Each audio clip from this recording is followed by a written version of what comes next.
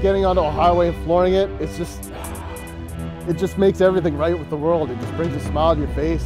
It's that little bit of freedom when you're stuck in, an everyday rat race.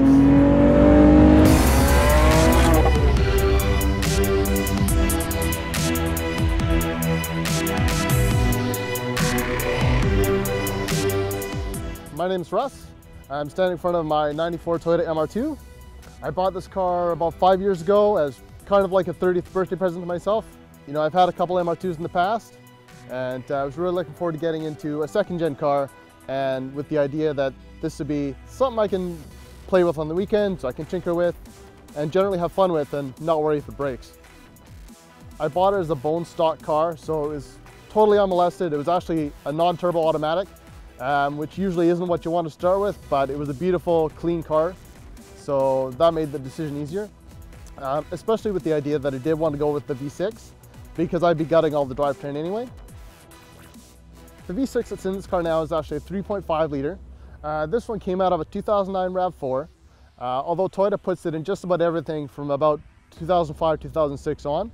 Mounting it actually in the car wasn't nearly as bad as one might have thought, despite being so much newer than the car. There's a mount kit that you can buy to install it. There's a guy on the forums that puts this all together. The wiring harness, again, there's a guy on the forums that specializes in wiring. So you can send him your old harness, your new harness, you put them in a box in the mail, send it off. A couple of weeks later, you get one harness back, you plug it all in and turn the key.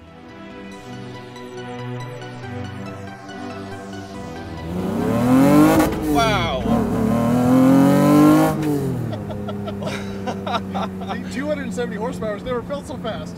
Oh my god. Immediate differences from the turbocharged 3S GTE.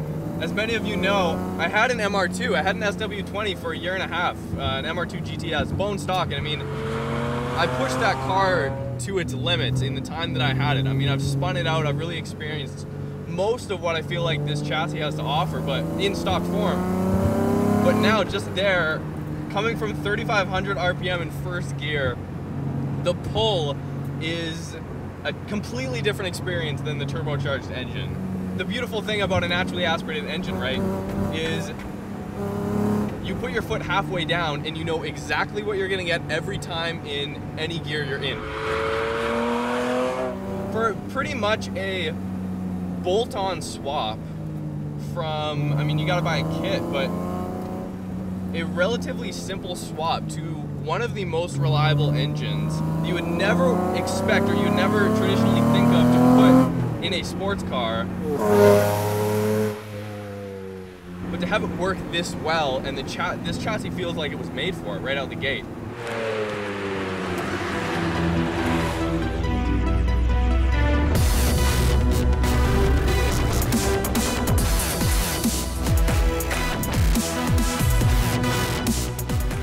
Yeah, I do autocross the car quite a bit. That was one of the intentions early on. I don't really know how I got into it. I just saw guys out there having fun and thought I got to give it a try too. The V6 here is nice because you get a lot of low-end torque. So when you're in those tight corners and you need to power out, you have power there. You don't have to wait for a turbo to spool up. Unfortunately, the only downside to the V6 swap is the class that you get put in. It's called the Super Street Mod, and it's a pretty wide open for modifications. So you end up with some pretty tough competition at times. There actually isn't a whole lot of mods going on here. It's got custom headers and of course a custom Y pipe and exhaust because all that ends up to be quite different. And then there's just a K&N intake on it. That's pretty much it. It has a fuel pressure regulator, but that's just to make sure it runs. And it actually dynoed at 269 wheel horsepower. So it's a pretty respectable number because Toyota says that the flywheel is 268. So we're making some good power.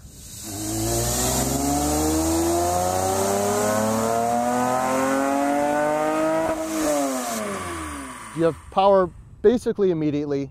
You have a very flat torque curve. There's no dips, there's no spikes, and horsepower climbs right to redline. And really, if it could go to a higher redline, I'm sure it would just keep making more power. Underneath the car, I've kept it pretty simple. You see the Workmeisters, 17x8 and 17x9. I'm running RE71R tires on it now. As far as suspension, again, keeping it pretty simple, tried and true formula. These are the Koni yellow adjustables, so they adjust for rebound. and the TRD springs. I've got a TRD sway bar up front as well, and right now I'm running without a bar in the back. And the reason for that is quite often in the tight turns of an autocross, when you power on, there's so much power that it's quite easy to get the car to rotate.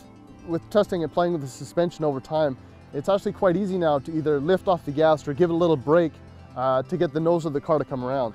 As far as brakes, again, there's nothing crazy on it now. Because it was a non-turbo car to start with, it had the smaller brakes. So what's on it now is 93 turbo brakes, and then it's just power slot rotors and Porterfield pads. What I'm about to compare this car to, I've never actually driven one. But from what I've heard, and from what I can feel of this car right now, I mean, isn't this kind of like the GT3 equivalent in an MR2? Is it not that? The whole point of it is to have the most responsive engine possible in a car that's basically meant for the track. And that's essentially what Russ has done. He bought the shell, and then he went, okay, look, this is what I want to do with the car. I love doing autocross, and I want it to be reliable. I want it to go down to California, I want to drive long distances and not have to worry about anything. Now, the 3S GTE can be reliable, sure, but he looked at what he wanted, and the best choice for him and some other people in the MR2 community is the 2GR V6. For my next MR2, I've considered going V6. I mean, I haven't really considered it, but it's crossed my mind for sure. Currently, it's kind of out of my price range, but man, after driving this thing, I kind of want to hold off, you know? I kind of want to wait and just go V6. This is...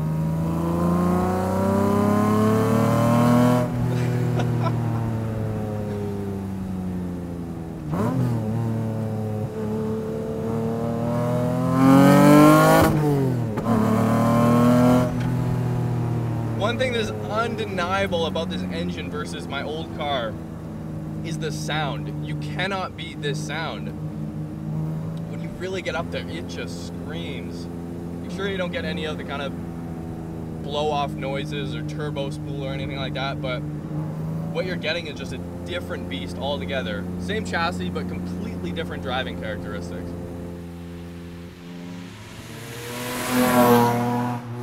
The feeling of driving this car, you know, maybe I don't know the best words to describe it, but it's always been a lot of fun, right? I've actually changed, one thing I did, I changed the pinion in the steering rack, so now it's quite a bit quicker steering. I've actually also added power steering to the car, so I could put that pinion in it.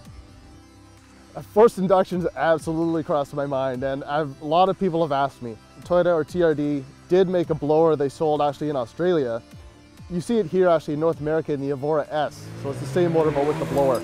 At this point, the biggest hurdles would be the cost. You know, we had a great showing with our club at Toyota Fest, and this car actually won first place in the second gen category, and our other friend won first in his first gen MR2. We always get to do a few canyon drives while we're down in that area. They have, you know, Malibu Canyons and up by Angeles Crest. And the day after the show, I was lucky enough to meet up with Matt Farah of TheSmokingTire. We did one of his one-take videos, and Matt was a great guy to meet, great guy to talk to, and he seemed to really like the car, so I was pretty happy at that. You never really know when someone else drives your car what they think, but I think he came away pretty happy. Inside, it's pretty simple. I have a wheel from a Celica, and I have the Recaro seats in it. These are the SRDs that also are in Integra Type Rs. You know, I was looking at a couple fixed back seats for a while, but these ones came up used for a pretty good price. And I've been really happy with them because there's actually a fair bit of padding in the seat bottom, much more than I expected. So, like I said earlier, with our trip to Long Beach, it wasn't a problem. You know, I got out of the car, you know, 8 hours of driving, and I'm actually feeling pretty good, right? I'm not sore at all. Something about just the handling of the mid-engine car, right? I mean, there's very few mid-engine cars that are affordable to the masses. You know, it's got everything I was looking for. It was a price I could afford, and it still looks great, you know, all these years later.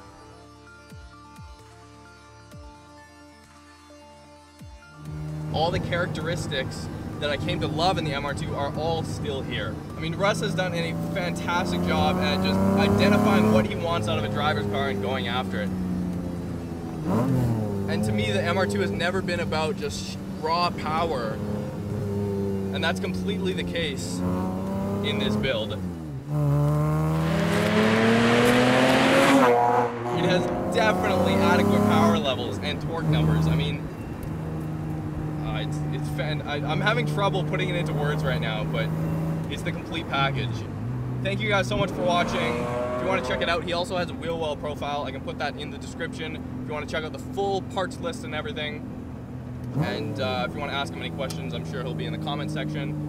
So thank you guys for watching. Go like us on Facebook, Instagram, Twitter, all that good stuff. Go check out Russ's writing on roadsandtravel.net because he's writing some stuff up there, as well as there'll be photos of this car there. So go subscribe, all that good stuff, and we will see you next time.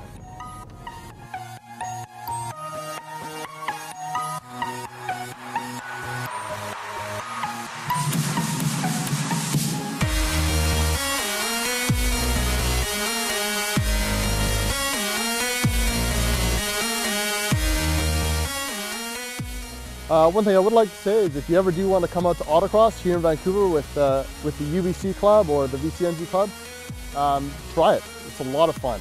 And if you see me out there, by all means, come, say hi. Passenger seat's always open.